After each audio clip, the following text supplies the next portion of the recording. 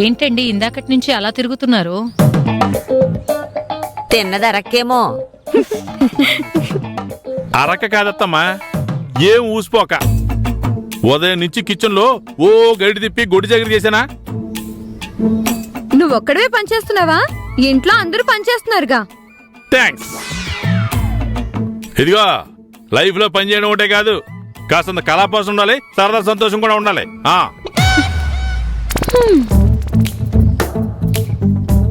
ఇప్పుడు ఏమైంది బావా? చేతులు లాగేస్తున్నాయి అంజీ. పేకాడదామంటే ఫ్రెండ్స్ ఎవరు లేరు. పోనీ ఏ చెట్టు కింద వెతుక్కుందామంటే డే ఎఫెక్ట్ కూడా కాదు. ఎంతసేపు ఆ దిక్కుమాలిన పేక గురించి తప్ప వేరే మాటే ఉండదా మీ నోటి వెంట? ఇదిగో, తిట్టాలంటే నన్ను తిట్టు, అంతేగాని పేక ముక్కలు ఏమనుకో, కళ్ళు పోతాయి. నేను ముక్కలు కలిపి ఆట వేశానంటే ఆస్తులు ఆరతి కర్పూరం అయిపోతాయిగా. ఇప్పటి వరకు నువ్వు చేసిన ఘనకార్యం అదేగా. పెద్ద ఆటగాడిలా మాట్లాడుతున్నావు. ఎంత అవమానం.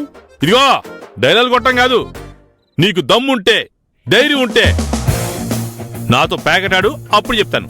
అప్పుడు మీ అల్లు టాలెంట్ ఏంటో తెలుస్తుంది. చాలే ఊరుకోండి. మా అమ్మ మీతో పేకాటాడాలా బుద్ధి లేకుండా?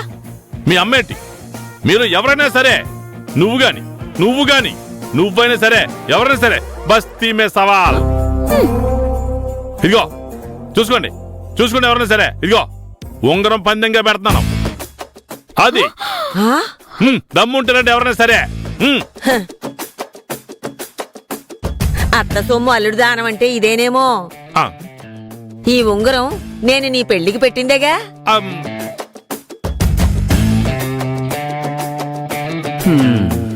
ఏంటి, ఎవరికి దమ్ము లేవా? నీకు లేదా? ఏ అత్తమ్మా, వెయ్యి పేక వెయ్యాలి. ఉండరా అంజీ.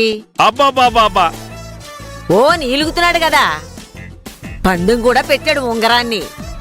ఆట వెయ్యలేడు. అబ్బా, ఇది క్రీడా స్ఫూర్తి అంటే. పాపా, కొంచెం వడ్డిల్లమ్మా, కొంచెం వడ్డిల్లు. కూర్చో. ఇదిగో కొయ్యి అంతే. నువ్వంటే నాకిష్టం. ఈ ప్యాక్ అంటే నాకిష్టం. అత్తమా, ఎత్తుగా.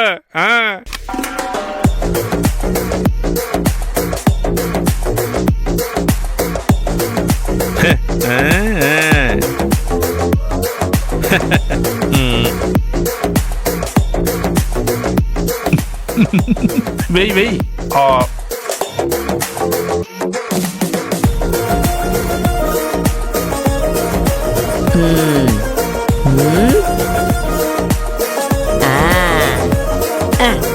షో.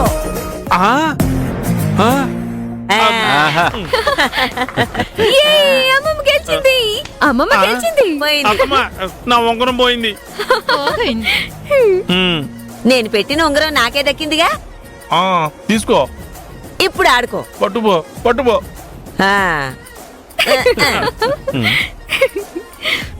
ఏం బావగారు, బాగా అయిందా? ఓడిపోయినా, ఏడిపించుకున్నారు.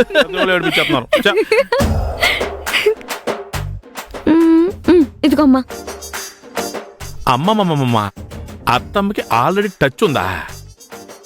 ఈవిడ రైజింగ్ హ్యాండ్ అని తెలుసుంటే రోజు నాతో పాటు బయటికి తీసుకుపోతే ఈ పాటికి నేను పోగొట్టుకున్న ఆస్తులన్నీ వచ్చేసాయి కదా. అడ్డే మిస్ అయిపోయాం. ఈసారి మిస్ చేసుకోకూడదు.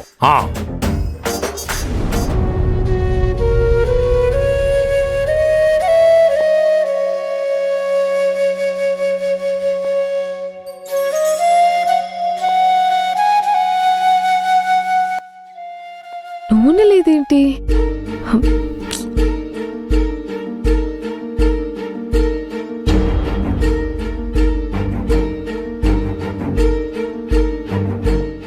అదేంటి, పోపు గింజలు కూడా లేవు.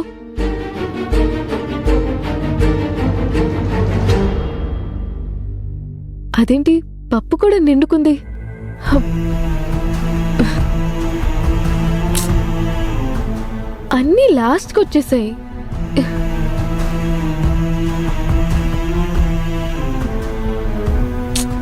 అమ్మా,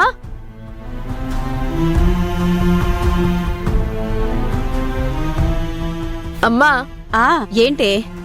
ఇంట్లో సరుకులన్నీ అయిపోవచ్చాయి, తీసుకురమ్మని చెప్పలేదా? అంజికి చెప్పానే, రేపొద్దున్నే ఆ ఇంట్లో నుంచి తెప్పిస్తాను అన్నాడు. ఆ ఇంట్లో నుంచి తీసుకురావడం ఏంటి? ఎప్పుడు పెద్దమ్మింటి నుంచేగా సరుకులు వస్తాయి. వాళ్ళకి కావాల్సిన సరుకులు వాళ్ళు తెచ్చుకుంటారు.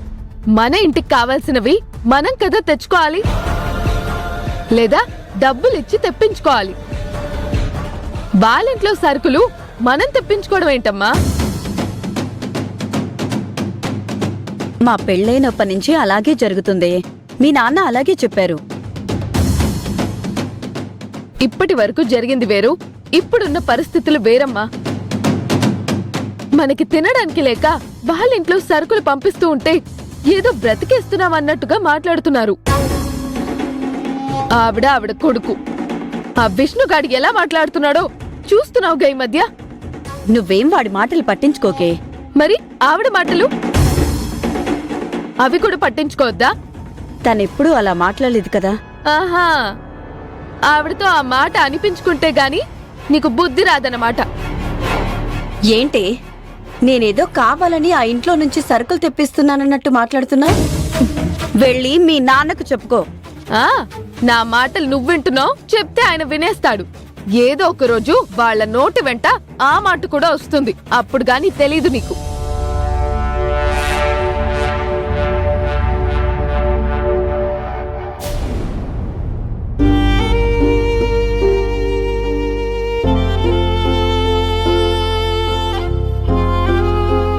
ఏమే నిర్మలా, అన్నపూర్ణిది కనపడటం లేదు. వదిన గుడికెళ్ళిందమ్మా. అన్నయ్య ఏదో పనుందని బయటికెళ్ళాడు.